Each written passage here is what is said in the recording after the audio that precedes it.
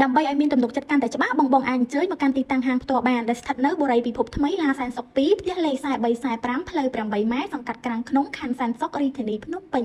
ជួបគ្នានៅវីដេអូក្រោយអរគុណជម្រាបលា